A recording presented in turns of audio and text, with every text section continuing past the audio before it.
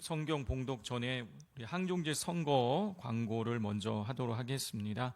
이번에 우리 교회가 6년 만 2018년도에 마지막 선거를 하고 우리가 6년 만에 선거를 다시 하게 됩니다. 그래서 장로님 5분, 안수 집사님, 권사님 각각 20분씩을 우리가 선출하게 되는데요. 주일날 오전 6시부터 오후 1시까지 우리 투표를 하게 됩니다. 우리 2층 여기 좌우에 있는 우리 아이들 우리 잠옷실에서 우리 각각 투표가 이루어지게 될 텐데요. 우리 후보자 명단 확인하시고 아직까지 우리 사퇴하시려고 하셨는데 사퇴하지 못하신 분들은 우리 그 사퇴 의사 표명을 우리 밑에 명단을 보시고 해 주시면 되겠습니다. 투표 자격은 본교회 공동의회 회원입니다. 공동의회 회원은 세례교인 이상인 거예요. 자, 그런데 타 교회에서 오신 분들이 계시겠죠. 타 교회에서 오신 분들은 세례 받으신 분들 중에서 한가정 언약식을 한 이후로 1년이 경과되신 분들의 투표하실 수가 있습니다. 그리고 항종제 선거할 때에는 우리 신분증을 꼭 가지고 오셔야 됩니다. 그리고 또 한 가지 좀 덧붙여서 부탁드리고 싶은 건 우리 장로님, 권사님, 안수집사님 뽑을 때에 내가 좋아하는 사람 이름 한 명씩만 쓰지 마시고 5명 뽑으면 5명 이름 다 써주시고 20명 뽑으니까 20명 이름 꼭 그렇게 다 써주시면은 신령과 진정으로 감사드리겠습니다. 예. 자, 오늘 우리 말씀을 같이 읽도록 하겠습니다. 여호수아서 11장 16절부터 23절까지의 말씀입니다. 여호수아서 11장 16절부터 23절까지의 말씀입니다. 여호수아서 11장 16절부터 마지막 절까지 교독하겠습니다. 여호수아가 이같이 그 온 땅 곧 산지와 온 내겝과 고센 온 땅과 평지와 아라바와 이스라엘 산지와 평지를 점령하였으니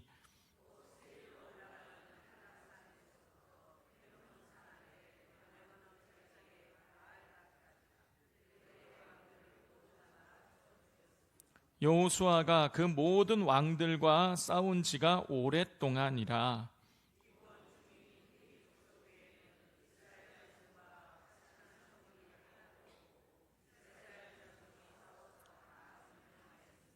그들의 마음이 완악하여 이스라엘을 대적하여 싸우러 온 것은 여호와께서 그리하게 하신 것이라. 그들을 진멸하여 바치게 하여 은혜를 입지 못하게 하시고 여호와께서 모세에게 명령하신 대로 그들을 멸하려 하심이었더라.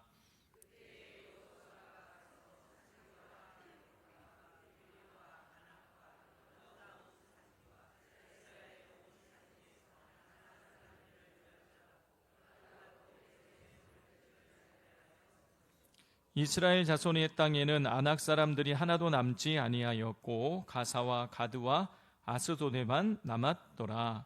이와 같이 여호수아가 여호와께서 모세에게 말씀하신 대로 그 온 땅을 점령하여 이스라엘 지파의 구분에 따라 기업으로 주매 그 땅에 전쟁이 그쳤더라. 아멘. 기도하겠습니다. 하나님 아버지, 이 3일 밤 저녁에 우리들을 불러 모아 주심을 감사를 드립니다. 하나님께서 지난 한 달 동안 감사 축제를 통해서 찬양과 간증과 연주를 통해서 은혜 주셨습니다. 이제 다시 여호수아서의 말씀을 우리가 함께 나누며 나아갈 때 하나님께서 새 은혜를 부어 주시옵소서. 하나님께서 말씀으로 우리의 심령에 힘을 주시고 위로해 주시고 격려해 주시고 하나님을 더 깊게 만날 수 있게 역사하여 주시옵소서. 또한 간절히 바라기는 이 시간에도 귀한 예물로서 하나님 앞에 영광 올려드리시는 분들이 있습니다. 한 분 한 분 기억하시사 평안을 허락하시고 가정 가운데에 또 직장과 사업장 가운데에 하나님 풍성한 열매가 맺어짐으로 날마다 하나님의 살아계심을 많은 사람들에게 증거할 수 있게 역사하여 주시옵소서. 예수님의 이름으로 축복하며 기도드립니다. 아멘. 우리 좌우에 계신 분들과 인사하겠습니다. 잘 오셨습니다.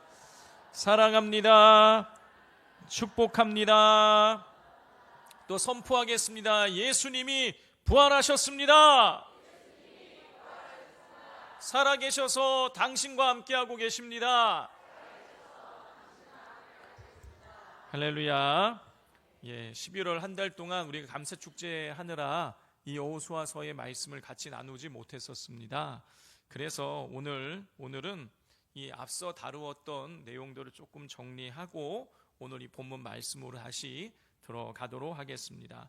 자, 모세가 죽고 여호수아가 모세의 후계자가 되어서 이스라엘 백성들을 가나안 땅으로 인도해 가게 되었습니다. 자, 그리고 모세가 죽자 이제 여호수아는 가나안 땅으로 가나안 땅을 점령하는 그런 막중한 사명을 감당해야 됐는데, 이 여호수아는 가나안 땅이 남북으로, 우리 한반도처럼 남북으로 길지 않습니까? 그런데 먼저 이 중부 지방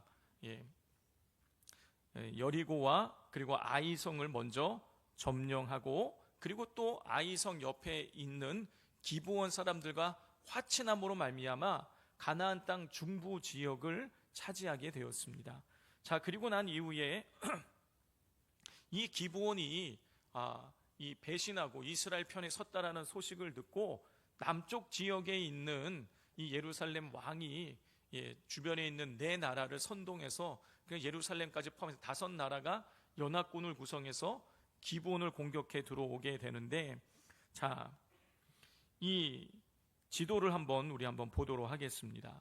자, 지도를 보시면 지도가 안 나오나요?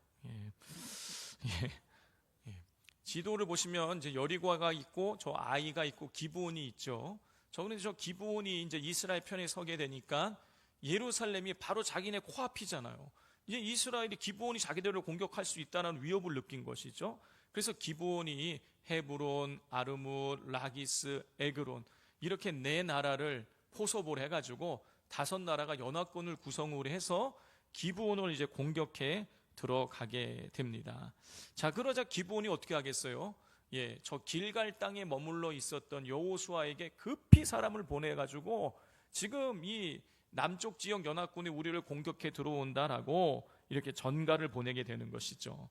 그래서 여호수아가 저 기브온까지 직선 거리로는 대략 한 32km 정도 된다 그러는데, 거기를 이제 급하게 달려와서 저 남쪽 5나라 연합군과 전쟁을 하는데 그들을 다 물리치게 됩니다. 우리 다음 지도를 한번 보도록 하겠습니다. 자, 그래서 저 기브온에서 싸우는데 그 이후에 베토론, 게셀, 막게다, 림나, 라기스, 에글론, 헤브론, 드빌 도망을 치는데 계속 쫓아가면서 그들을 무찌르는 것이죠. 그 도중에 태양이 한번 멈춰서 전쟁에서 이기기도 하고 달이 멈추기도 하고, 그렇게 하면서 하나님께서 기적적인 방법을 통해서 이스라엘이 남쪽 지역을 차지하게 만드셨어요. 자, 그러면 이제 중부지방을 차지하고 남부지방을 차지했으니 이제 남은 지역은 어디입니까? 북부지방, 가나안 땅의 북쪽 지역이 남게 되었어요. 자, 가나안 땅 이 중부의 여리고와 아이 그리고 기브온, 그리고 남쪽에 있는 5나라 연합군이 이스라엘의 소나기에 들어갔다는 소식을 듣고 북쪽 지역에서 강력한 힘을 발휘하고 있었던 하소랑 야빈이 긴장하지 않을 수가 없었습니다. 지도를 치워주시고요. 그래서 하솔 지역의 왕 야빈은 남쪽 지역처럼 북쪽 연합군을 이제 구성을 하게 됩니다. 자, 그래서 11장으로 우리가 읽어보면 하솔은 요밥, 시므론, 악삽 지역의 왕들과 북쪽 산지와 긴네론 남쪽 아라바와 평지와 서쪽들의 높은 곳에 있는 왕들과 가나안 족속과 아모리 족속과 헷 족속과 브리스 족속과 여부스 족속과 히위 족속에게 사람을 보내서 연합군을 구성해요. 남쪽은 5나라 연합군으로 끝나는데 북쪽은요 장난이 아닌 거예요. 하여튼 북쪽 지역에 있는 모든 산에 있는 산 쪽에 있는 나라들, 바닷가에 있는 나라들, 하여튼 구석구석에 있는 나라들을 싸그리 다 불러 모으는 겁니다. 왜 그런가요? 소문을 들은 거예요.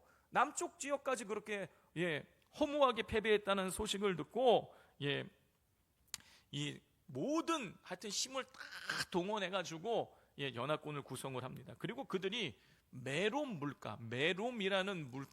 물가로 모이게 돼요. 지도를 한번 보도록 하겠습니다. 자, 저 위에 동그라미를 보면 그 정가운데에 메롬이라고 있는 것을 잘 안 보이는 거군요. 저 위쪽에 그 가운데 위쪽 동그라미의 가운데를 보면 거기가 그 메롬 물가인 거예요. 자, 지도를 치워주시고, 이 메롬 시내가에서 하소랑은 군사들을 이끌고 있었는데 그 모습, 그 북쪽 연합군이 모여 있는 모습을 성경이 이렇게 기록을 하고 있습니다. 11장 4절과 5절에 기록되어 있어요. 그들이 그 모든 군대를 거느리고 나왔으니 백성이 많아 해변에 수많은 모래 같고 말과 병거도 심히 많았으며 이 왕들이 모두 모여 나와서 이스라엘과 싸우려고 메롬 물가에 함께 진쳤더라. 그 군사의 수가, 북쪽에 모여 있는 군사의 수가 얼마나 많았던지 해변에 모래와 같았다라고 기록을 하고 있어요.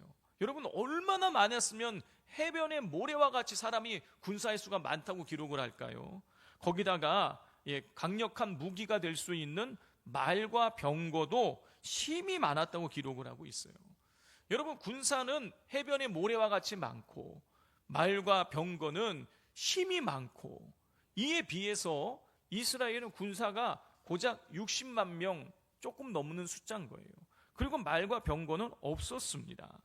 자, 더군다나 이 메롬 물가는요, 높은 지대예요. 고지대예요. 남쪽에서 이 지대를 산처럼 이렇게 올라가야 되는 거예요. 여러분, 싸울 때에 높은 곳에 있는 사람이 싸우는 게 유리하지 않습니까?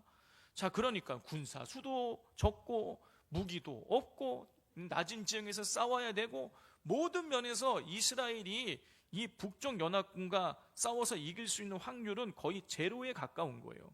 그래서 여호수아와 이스라엘 백성들이 두려워하고 있었습니다. 그러자 하나님께서 말씀하세요. 여호수아에게 두려워하지 말라. 그렇게 말씀하시면서 내일 이맘때에 북쪽 연합군을 이스라엘 손에 넘겨줄 테니 너는 말들의 힘줄을 끊어버리고 병거를 불살라버리라. 하나님께서 그렇게 약속을 해주세요. 자, 두려워할 수밖에 없는 상황 속에 하나님께서 두려워하지 말라고 말씀하시고 승리를 주시겠다고 약속을 하시자 이스라엘 백성들은요, 담대하게 공격해 들어가게 되었고, 하나님 말씀하신 대로 승리를 거두어서 이제 북쪽 지역까지, 남쪽과 중부 지역과 북쪽 지역까지 가나안 전체를 차지하게 되었습니다. 자, 오늘 이 본문에 우리가 읽은 11장 16절 말씀은 이렇게 가나안 땅을 다 차지하고 난 이후에 이 가나안 정복에 관한 내용들을 요약해서 기록을 해놓고 있습니다. 자, 우리 16절과 17절을 같이 한번 읽어보겠습니다. 시작. 여호수아가 이같이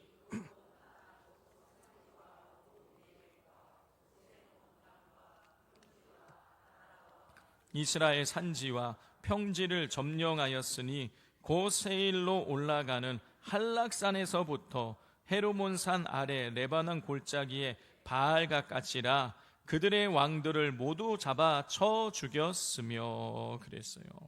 자, 16절을 보면 여호수아가 가나안 땅에서 차지한 지역이 나와요. 산지와 네겝과 고센 온 땅과 평지와 아라바와 이스라엘 산지와 평지를 점령하였다.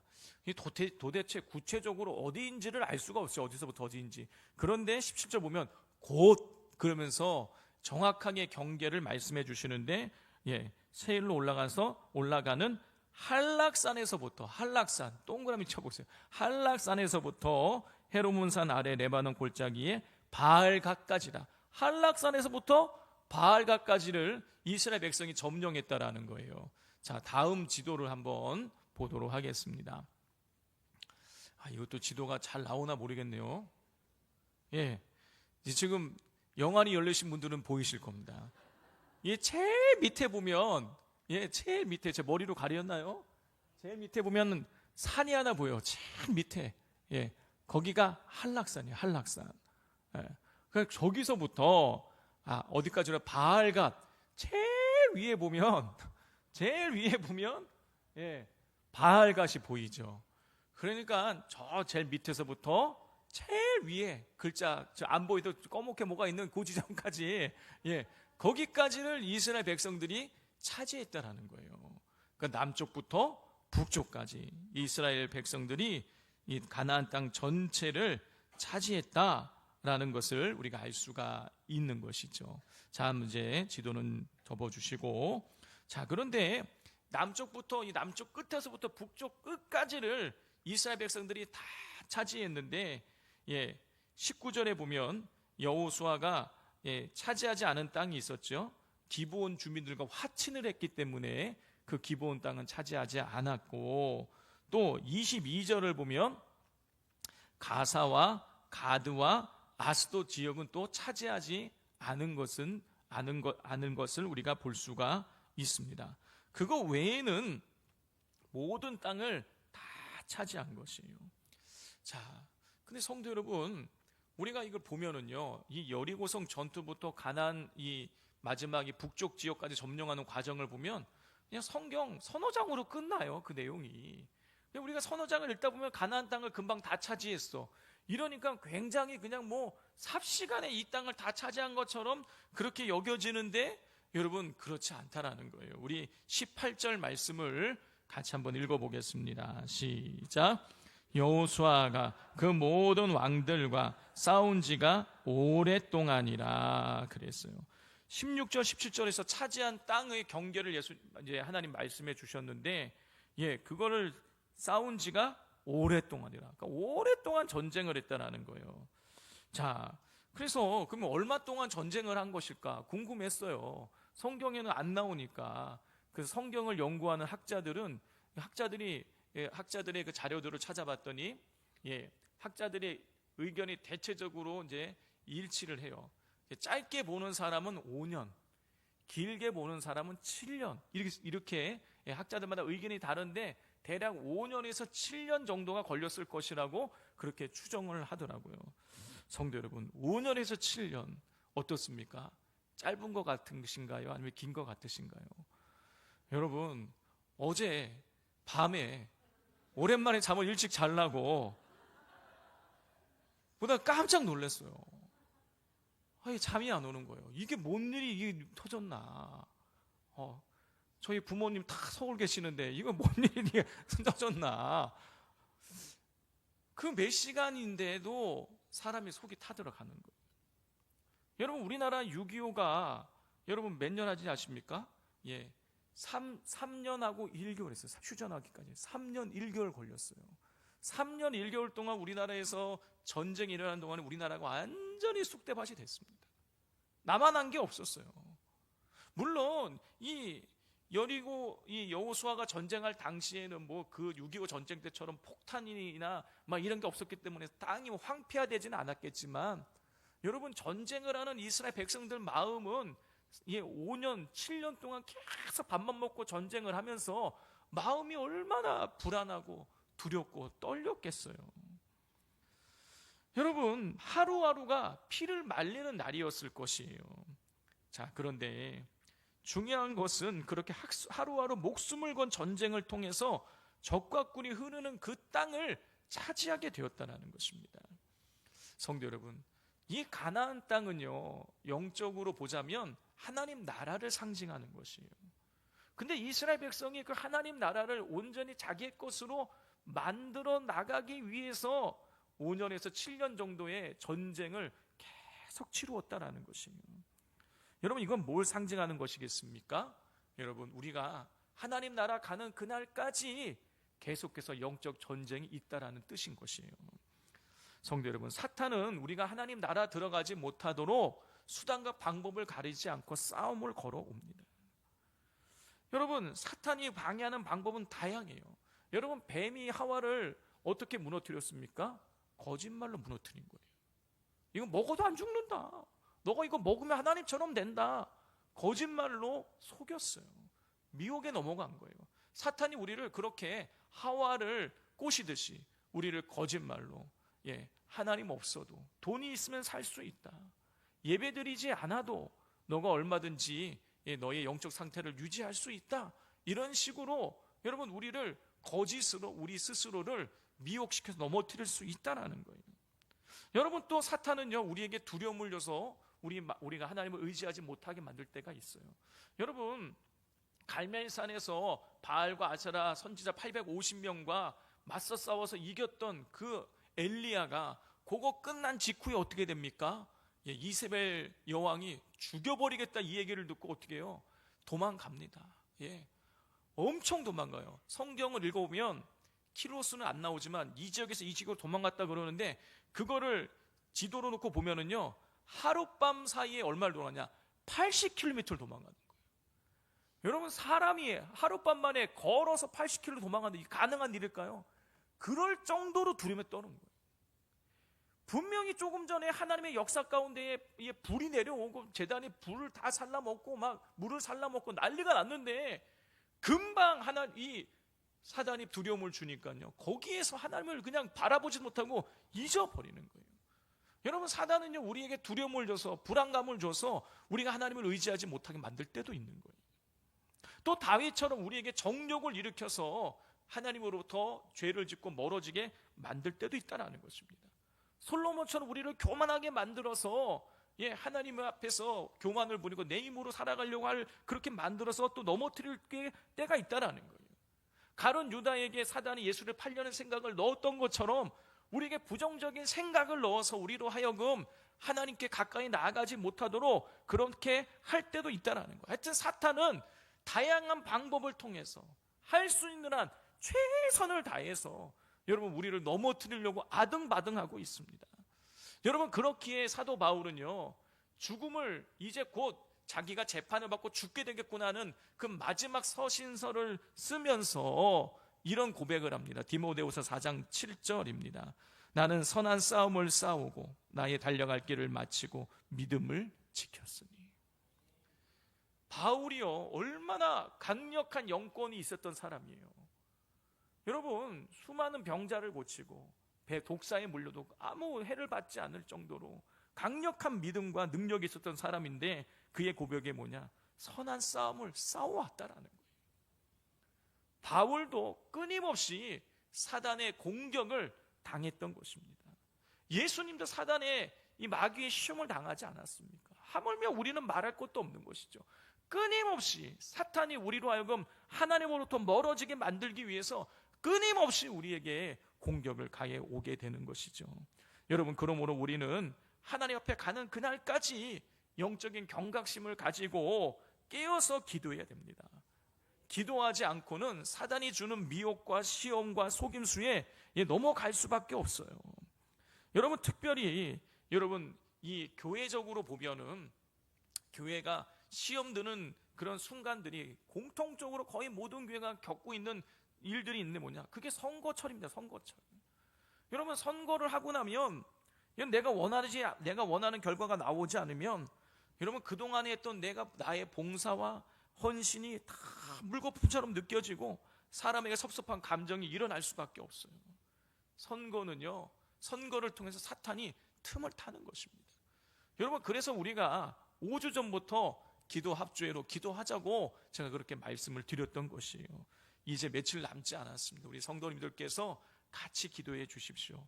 이 선거 때문에 단 한 사람도 실족하거나 마음에 시험 드는 일이 없도록 선거의 결과에 상관없이 꿋꿋이 하나님을 섬기는 일에 우리 모두가 다 최선을 다할 수 있도록 우리 계속해서 기도해 주시기를 부탁을 드립니다. 자, 이스라엘 백성은 하나님의 도우심 가운데에 정복 전쟁에서 승리하여서 가나안 땅을 차지했어요.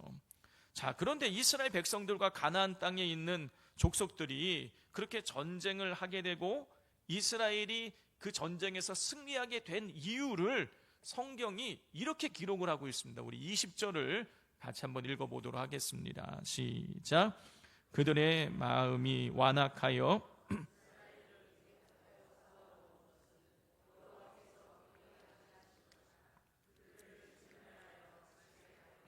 은혜를 입지 못하게 하시고 여호와께서 모세에게 명령하신 대로 그들을 멸하려 하심이었더라.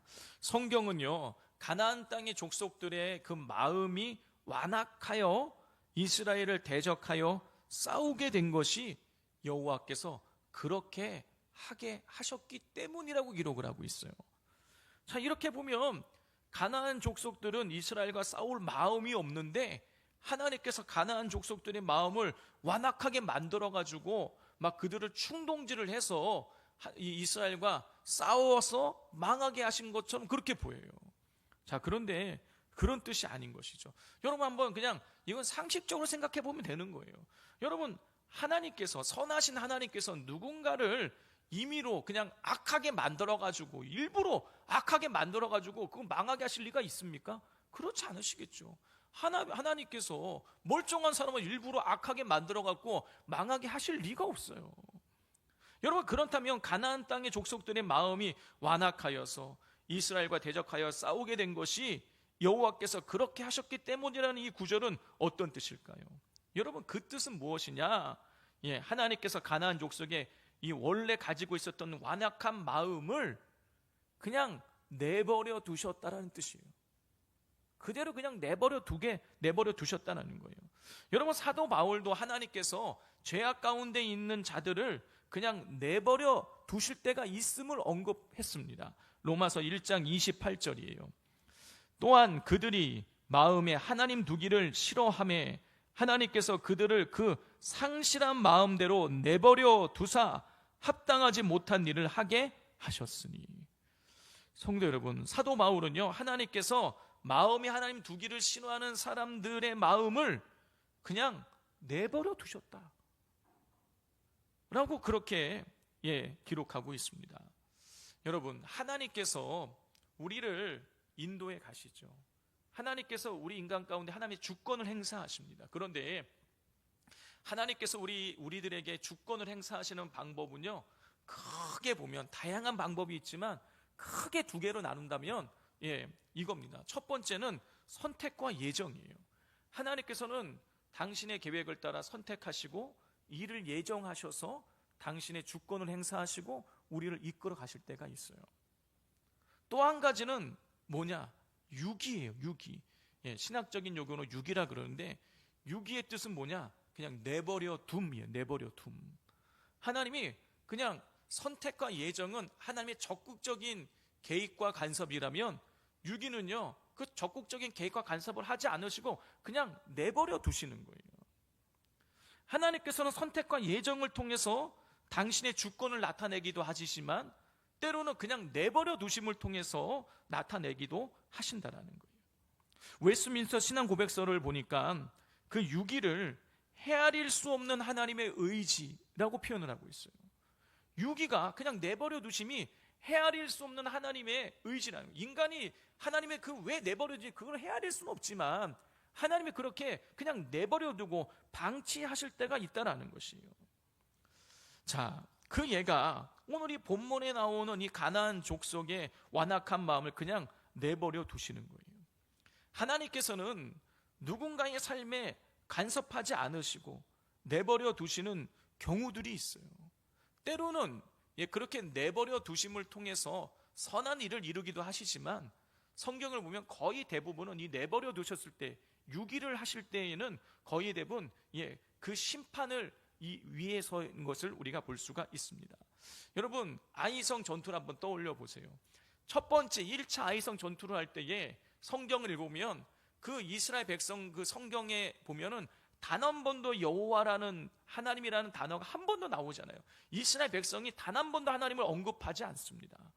여러분, 그러면 하나님께서 간섭하셔서 너희들 왜 나한테 묻지 않느냐 그러면서 하나님이 간섭하실 수 있잖아요. 그런데요, 하나님도 간섭하지 않으세요. 이스라엘 백성들 하나님 찾지 않으시니까 그냥 내버려 두셨어요.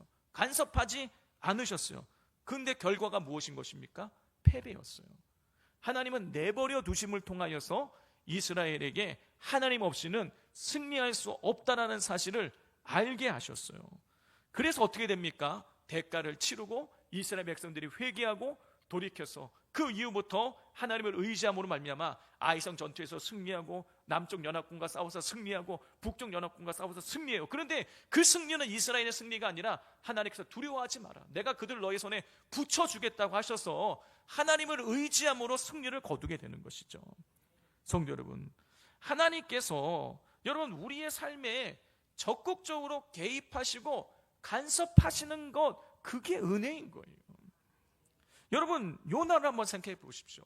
요나는 니느웨로 가서 하나님 말씀 전하라는 뜻을 거부하고 니느웨로 갔어요. 그런데 어떻게 됩니까? 가는 도중에 풍랑 만나가지고 제비 뽑아서 누가 누구의 죄 때문이냐, 제비 뽑아갖고 요나가 걸려서 바닷물에 던져지고 큰 물고기가 집어삼키고 가다가 또 이제 뿜어내가지고 결국 정말 입이 이만큼 나와가지고 니느웨로 갔단 말이에요. 여러분 근데 니느웨로 어거지로 갔는데 어떻게 됩니까? 요나가 선포하는 그 하나님 말씀을 통해서 니느웨 백성들이 듣고 회개를 하는 것이죠.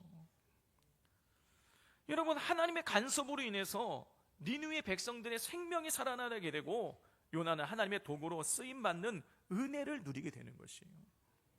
성도 여러분, 우리가 하나님을 버리고 다른 길로 갈 때 하나님께서는 우리 인생에 개입하실 때가 있어요.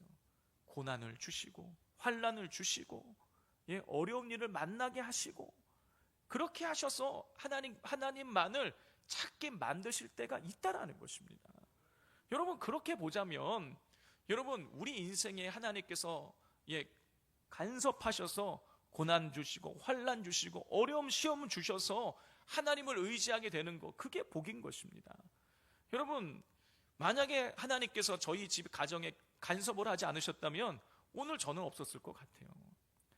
저희 집에 하나님께서 물질의 어려움 주시고 또 형이 비행기 타고 막 날아다니고 이렇게 비행 청소년이 되게 하시고 막 이래서 기도하지 않을 수가 없는 거예요. 부모님이 교회를 다니긴 하셨었지만 과거에 은혜도 경험하신 적이 있으시지만 하나님 찾지 않았었거든요. 물질이 풍요로우니까 하나님 찾지 않았었어요. 근데 물질의 어려움을 당하고 자녀가 문제를 일으키니까 하나님 앞에 매달릴 수밖에 없는 거예요. 저도 형이 무서워서 어머니 아버지 같이 기도원 갔다가 은혜 받고 오늘 여기 이렇게 서 있게 된 것입니다. 여러분 하나님께서 간섭하시는 게 은혜인 거예요. 근데 우리는 하나님이 우리에게 간섭하셔서 고난을 주시고 시험을 주시고 환난을 주시면 나를 괴롭힌다고 생각하는 거예요. 괴롭히는 게 아니에요.